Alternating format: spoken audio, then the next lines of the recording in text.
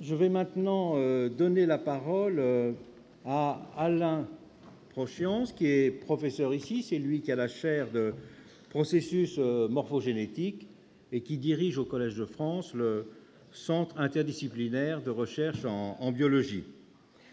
Sa leçon inaugurale a été publiée en 2008 sous le titre de Géométrie du vivant, et il a publié récemment un ouvrage adressé à un public élargi par rapport à la communauté scientifique qui a pour titre « Qu'est-ce que le vivant ?»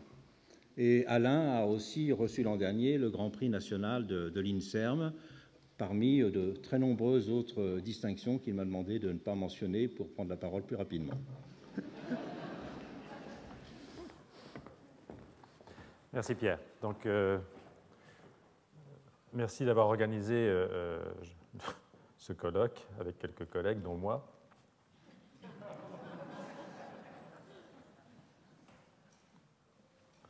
Et donc, je vais vous parler de la cité des sciences et des sciences dans la cité, sauf que je vais faire le contraire. Je vais parler de sciences dans la cité avant de vous parler de la cité des sciences. Donc, cette communication se situe dans la continuité, d'une certaine façon, du débat que nous avons eu hier sur le thème de l'innovation et de la liberté de recherche. Elle se donne pour but, en fait, d'attirer l'attention sur le manque de travaux sociologiques portant sur la place des sciences dans nos sociétés contemporaines, dont la société française avec ses particularités, mais aussi le manque de travaux sur le fonctionnement même de la société scientifique et l'ampleur des changements auxquels elle a été soumise depuis un petit nombre d'années, en particulier sous les effets de ce qu'on appelle la mondialisation. Je signale tout de suite que les réflexions qui suivent sont celles d'un biologiste et qu'elles concernent d'abord la biologie. Elles ont donc une valeur limitée, même si les autres disciplines scientifiques sont plus ou moins touchées par des questions proches. Mais il y a forcément des différences qui pourraient aussi constituer un objet d'étude pour sociologues et philosophes des sciences. Cela éviterait peut-être à terme, même pas à terme, de plaquer les mêmes schémas prétendument universellement valables sur l'organisation de toutes les disciplines. Donc je commence par les sciences dans la cité, pour dire plus simplement à quoi sert la science. En général, cette question reçoit deux réponses. La première est que la science produit des connaissances nouvelles. La seconde est qu'elle est au service de la société.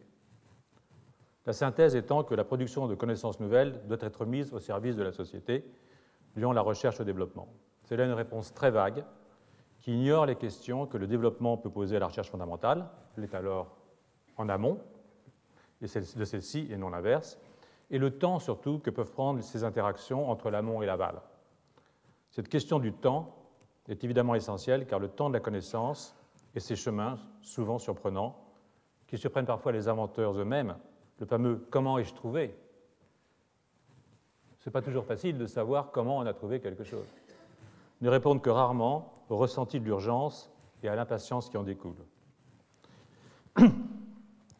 Elle laisse aussi ouverte la possibilité d'une activité scientifique non utilitaire, à quelque terme que cela soit. Si, dans un premier temps, on écarte la question de la compétitivité industrielle pour se pencher sur l'agriculture ou sur la médecine, l'urgence est là toujours présente, toujours reconnue aussi, de nourrir ou de guérir. Ceux qui ont un certain âge parmi vous ont entendu parler de Ivan Mitchourine, de Trofim Lysenko, qui, au nom d'une science pour le peuple, ont détruit la génétique soviétique, alors une des premières du monde, et critiqué les généticiens bourgeois qui avaient mieux à faire, je cite, que de compter les poils de mouche. Nikolai Vavilov, agronome et généticien de renom, membre du Soviet suprême de 1931 à 1940, est arrêté en 1940 pour avoir défendu la génétique, cette science bourgeoise. Il mourra en prison en 1943. Une telle folie, qui en plus de ses effets sur la science a eu des répercussions catastrophiques sur l'agriculture soviétique, n'est évidemment possible que dans un régime totalitaire. Elle doit cependant nous inciter à être méfiants quand les décideurs, ou les jurys citoyens, somment les scientifiques de répondre à l'urgence sociale. Il y a de cela très longtemps, il y a prescription sans doute, j'avais parlé de lysenkisme rampant à propos de cette incitation permanente à travers les programmes déclinés en questions sociétales à mobiliser les savants autour de grandes causes, nationales ou européennes, industrielles ou humanitaires. À l'encontre de ces injonctions, un certain nombre d'exemples illustrent à l'envi que les découvertes récentes les plus porteuses d'espoir pour la médecine ont été faites dans un esprit de pure curiosité cognitive. Les transposons et l'instabilité des génomes découverts par Barbara McIntosh, qui s'intéressait à la variété des couleurs des grains de maïs dans un même épi. Vous voyez ici Barbara, en 1950, elle a eu le prix Nobel 40 ans plus tard. Le phénomène d'interférence à ARN, mis en évidence à partir d'expériences sur la couleur des pétales du pétunia par Richard Jorgensen, les cellules souches neurales chez l'adulte, découvertes par Fernando Nottebohm, qui s'intéressait au chant des oiseaux. Ou encore les IPS, dont vous avez entendu parler hier, qui, avec les cellules souches, ouvrent sur la médecine régénérative et offrent d'ores et déjà des outils nouveaux au criblage des médicaments, dont il a été hier question, et vous savez que cette découverte a un lien avec des questions fondamentales posées au XIXe siècle par August Weismann sur la totipotence des génomes des cellules somatiques. Quel plan Alzheimer, quel plan cancer aurait pris la décision de financer un projet sur les pétales de pétunia? En retour, je pourrais avoir la malice, ça m'arrive, de demander le nombre de projets financés sur de tels plans qui n'ont abouti à rien ou à pas grand-chose. Or, ce n'est pas le peuple qui ne comprend pas. Il a bon dos en dépit du populisme, mais une élite sociale et politique qui a très généralement acté son divorce d'avec les sciences. Je reviendrai dans un moment sur ce divorce qui n'est pas uniforme de par le monde, mais est, hélas, particulièrement marqué en France. En attendant, et afin de lever toute ambiguïté, je voudrais dire que je suis extrêmement favorable au développement de la recherche dite translationnelle, et le terme appliqué ne me dérange nullement. À partir du moment où ce n'est pas l'un ou l'autre, le cognitif ou l'appliqué, mais bel et bien l'un et l'autre, avec la possibilité de passer de l'un à l'autre, si cela s'avère nécessaire, ou plus simplement, si cela nous chante. Pour illustrer toute l'importance que nous devons accorder à la recherche appliquée, je vous montre dans cette diapositive les chiffres publiés par le journal Le Monde du 1er novembre 2011 dans une comparaison des dépenses en recherche et développement entre la France et l'Allemagne. Si le coût horaire de la main-d'œuvre dans l'industrie manufacturière était quasiment identique dans nos deux pays en 2011, les investissements en recherche et développement, qui étaient similaires en 1997, n'ont cessé de décroître en France quand ils augmentaient en Allemagne, pour atteindre un différentiel de 0,7% du PIB en 2008. En ce qui nous concerne, cela était essentiellement le résultat d'une baisse des investissements dans le secteur du développement, puisque notre investissement en recherche académique reste constant et aux alentours de 1,1%. Mais je reviendrai sur ce que ce chiffre peut aussi cacher. Nous sommes donc toujours bloqués à un 2% du PIB, quand nos voisins ont accru leurs dépenses en recherche et développement depuis 2005, au point d'atteindre aujourd'hui le seuil de 3% du PIB.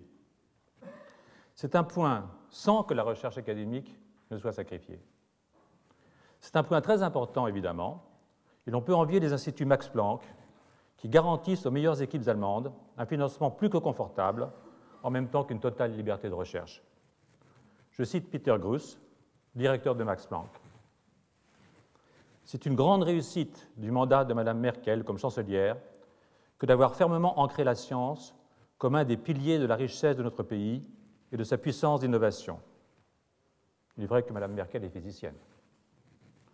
N'étant pas économiste, je veux bien croire que le manque de compétitivité de notre industrie est pour une part lié au coût du travail, mais je m'interroge aussi sur les conséquences dans ce domaine de la faiblesse des investissements français en recherche et développement.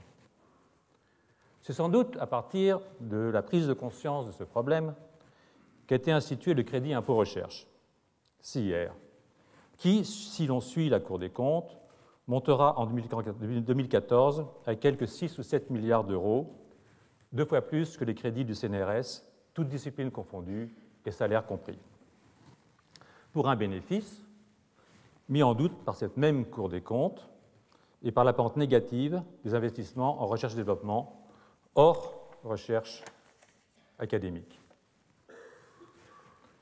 Par ailleurs, si l'on regarde quels frais peuvent être mis sur le compte du crédit impôt recherche, on voit que les contrats passés entre les industries et les organismes de recherche relèvent de ce crédit.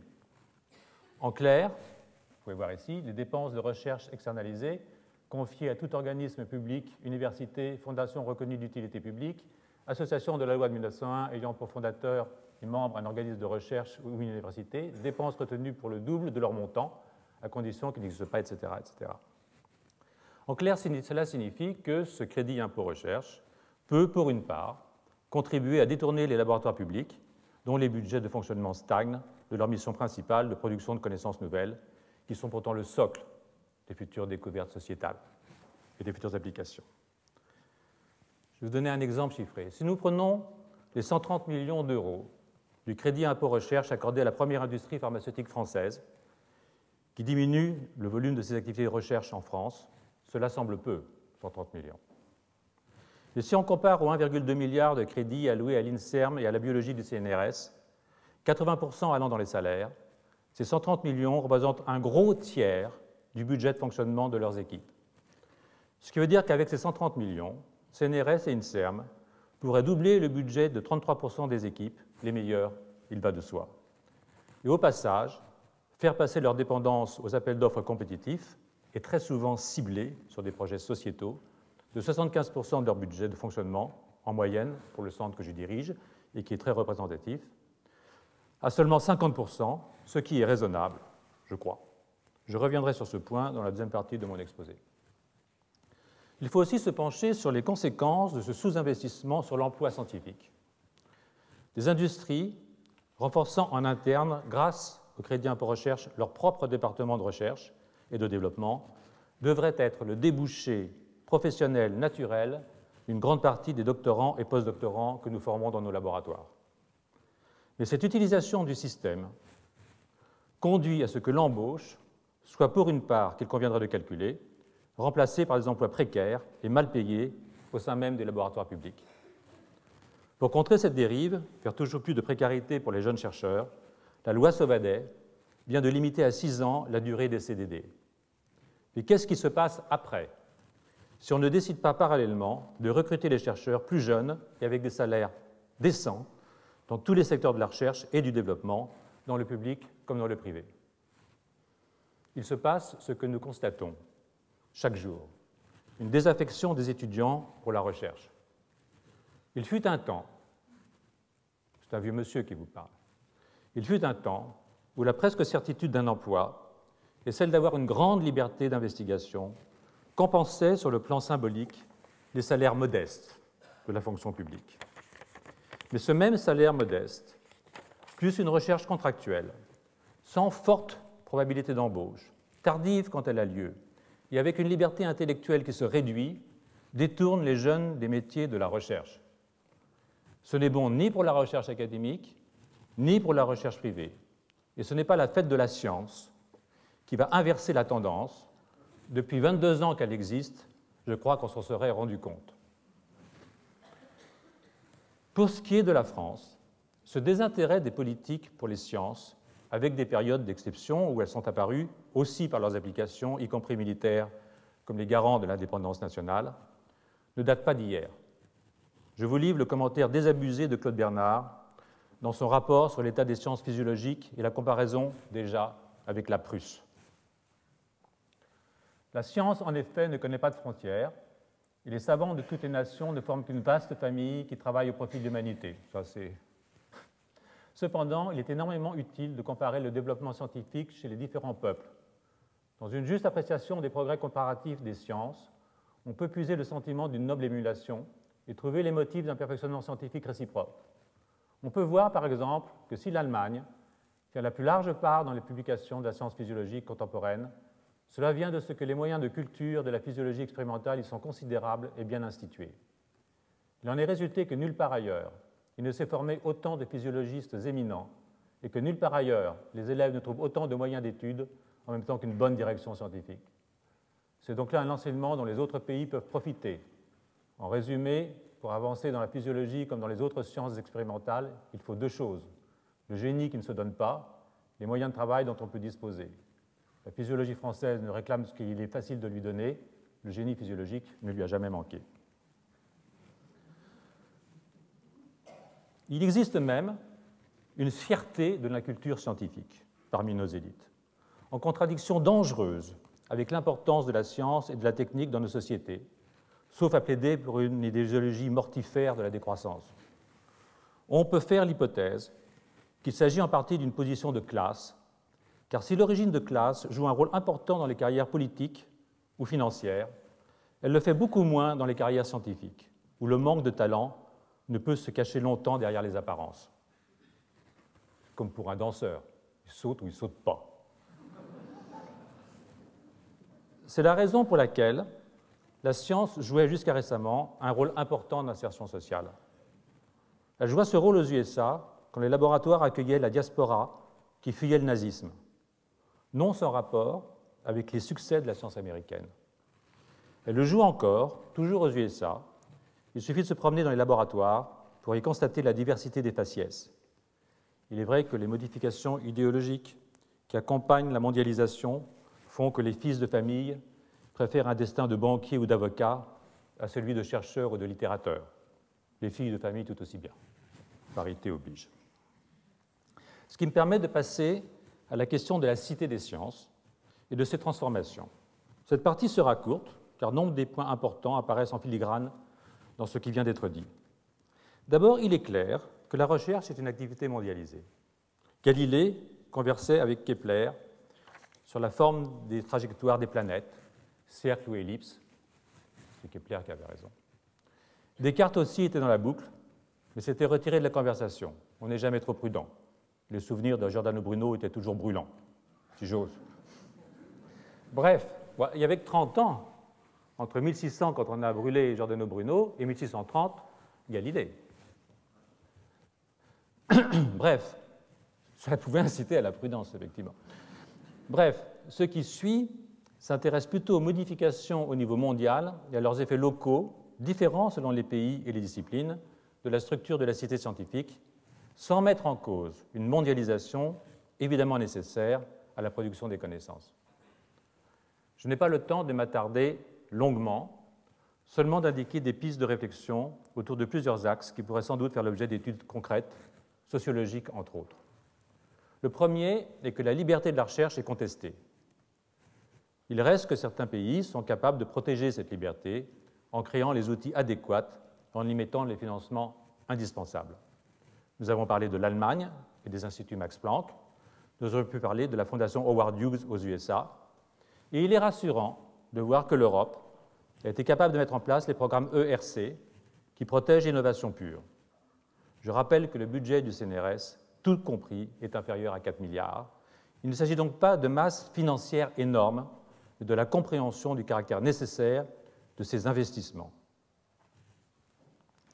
Le deuxième axe est que la compétition est devenue violente.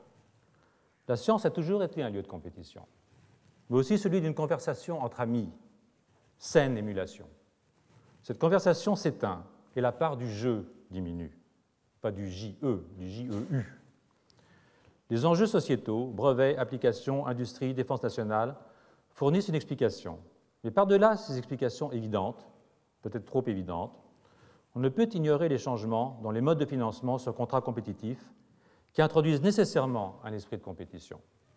Quitte à prendre le sens commun à rebrousse-poil, que je ne confonds pas avec le bon sens, je crois bon qu'une part des financements ne soit pas compétitive, et sans pouvoir proposer un chiffre idéal, je considère peu satisfaisante la situation moyenne actuelle de 75% de crédits de fonctionnement sur contrat. Les raisons en sont les suivantes. Premièrement, même au sein d'une communauté comme un centre de recherche, cela crée un climat de chacun pour soi, nuit à la générosité des échanges et de ce fait à l'innovation scientifique. Deuxièmement, cela induit une manie des classements.